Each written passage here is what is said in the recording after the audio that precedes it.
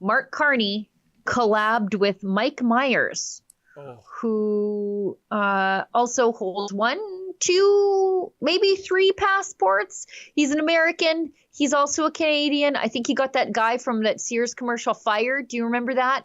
No. And I think he might hold a passport from the British Isles.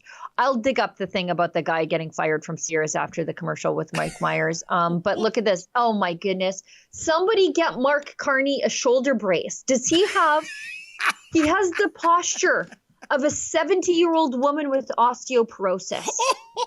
Look at that. Yeah, a frail, sickly old woman. I just want to push my shoulders back when I see that. Anyways, this is one of their elbows up commercials.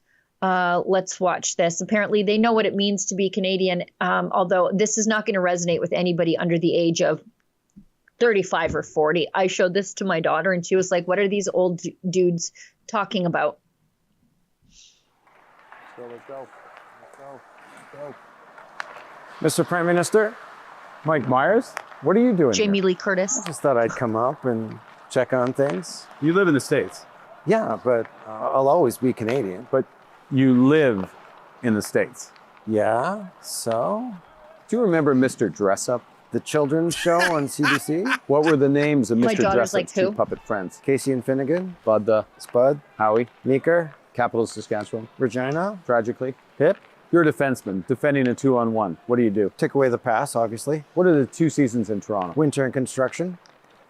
Wow. You really are Canadian. Yeah. But let me ask you, Mr. Prime Minister, will there always be a Canada? There will always be a Canada. All right. Elbows up. Elbows up. Yeah, that's very interesting. What about the other Canadian tests, especially if you're in the GTA? What is Pizza's phone number?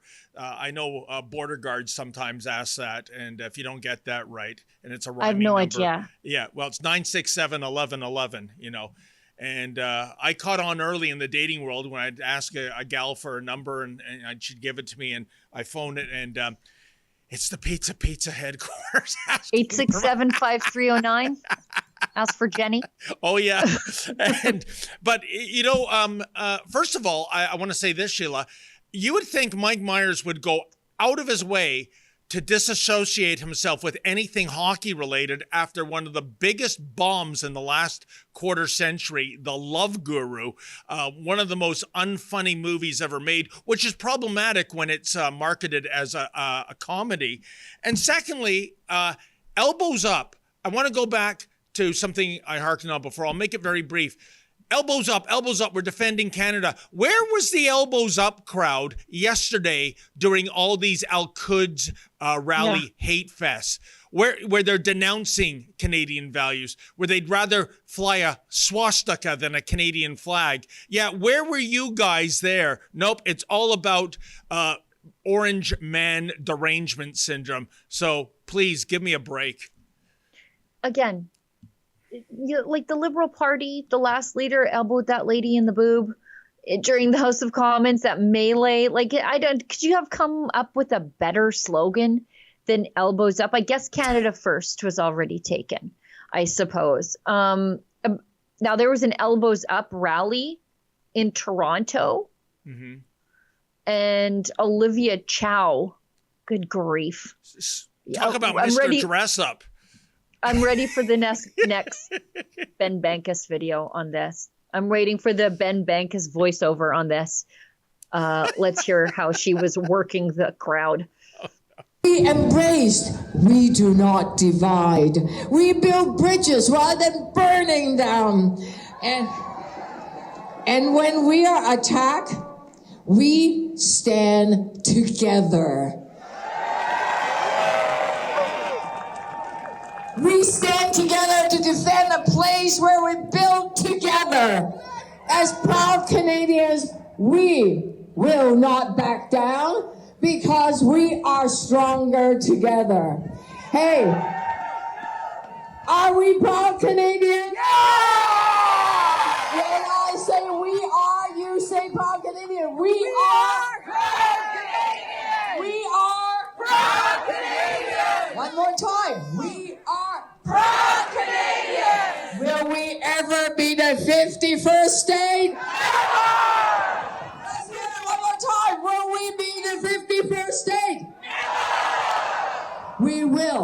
and forever be Canada.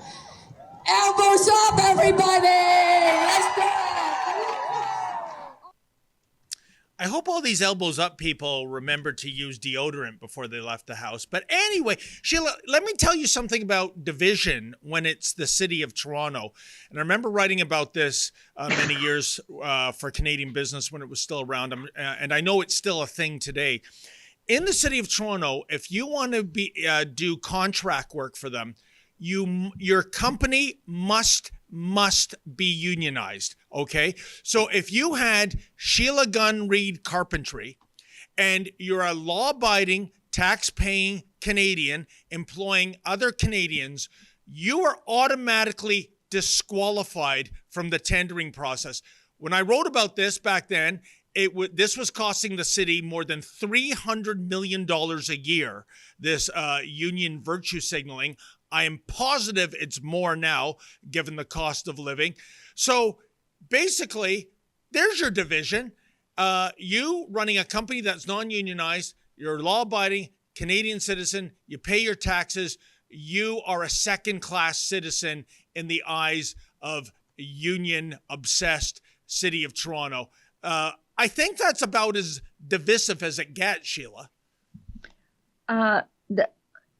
I was more taken in by the average age of that crowd, which appears to be closer to like 70, 75. I saw somebody on X remark, elbows up, bone density down. I don't know. This is one of what does that solve right there? What's the tangible thing?